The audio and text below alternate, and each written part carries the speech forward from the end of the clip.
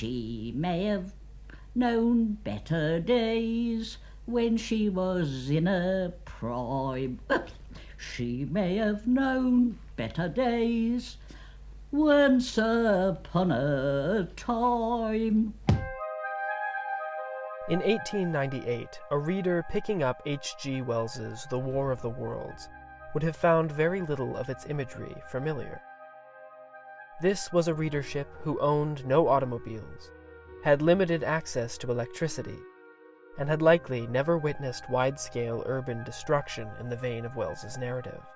We were very often mud to our knees spattered, and that had to be brushed off, of course, before we went out again. Hours we spent over that. Of course, that was a sort of time that nowadays is spent gaily in looking at the telly and all that sort of thing. But the novel's two most high-profile adaptations have had markedly different audiences.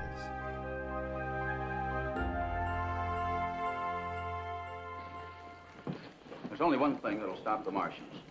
We've held back because of the danger of radiation to civilians. Now there's no choice.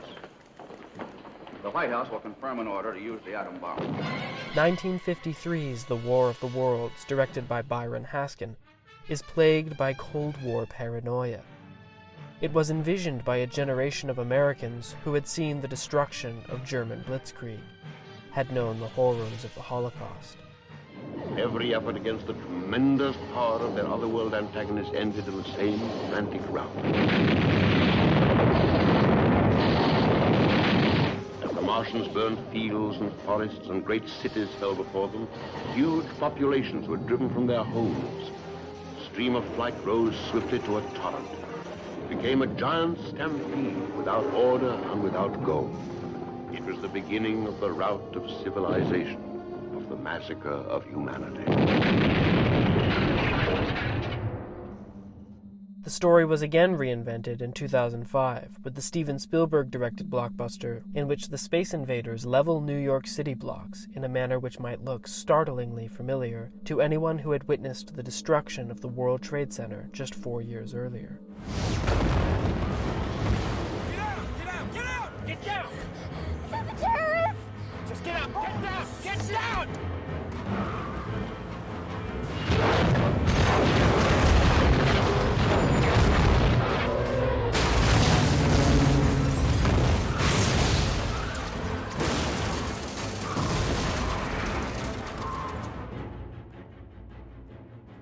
The 1953 film explicitly refers to the invaders as Martians.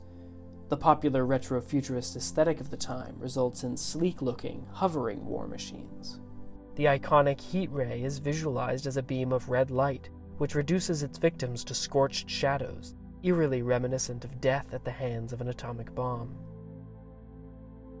On the other hand, 2005's War of the Worlds makes no mention of which planet the aliens come from.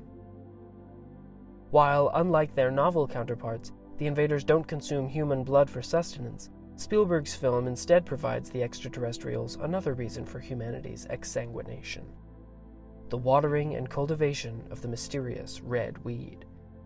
Meanwhile, the 2005 heat ray produces a new kind of sickening horror. People caught in its path are instantaneously vaporized, leaving only their empty clothing to drift to the ground. Perhaps one of the greatest strengths of Wells's original text is in its depiction of the masses. The hysteria of entire communities is brought to life with distressing accuracy and blunt cognizance.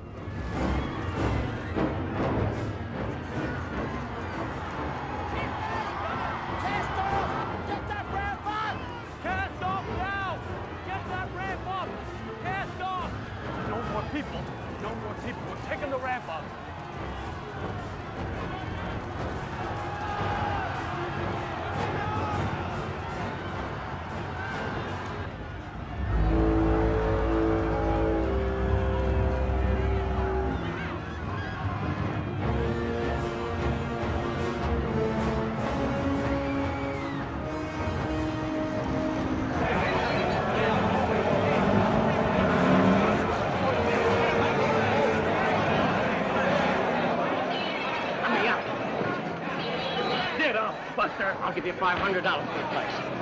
I'll make it 1,000. Money's no good anymore, Mac.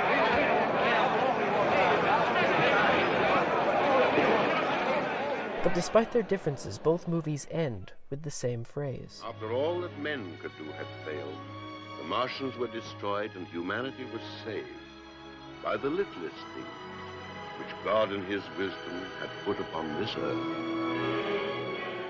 They were undone, destroyed, after all of man's weapons and devices had failed, by the tiniest creatures that God in his wisdom put upon this earth. This phrase appears nowhere in Wells's novel. Wells himself was a staunch secularist.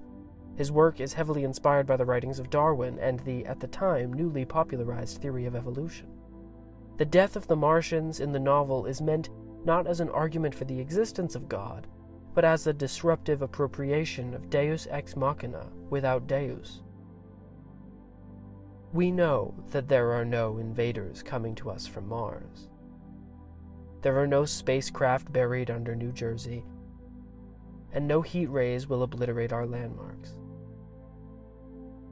But H.G. Wells's indictment of war was written as a condemnation of horrors which had not yet been unleashed.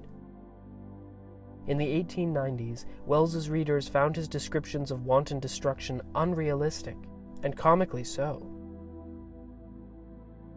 We modern audiences know better. Cities have been leveled on this planet for lesser reasons than the preservation of a way of life.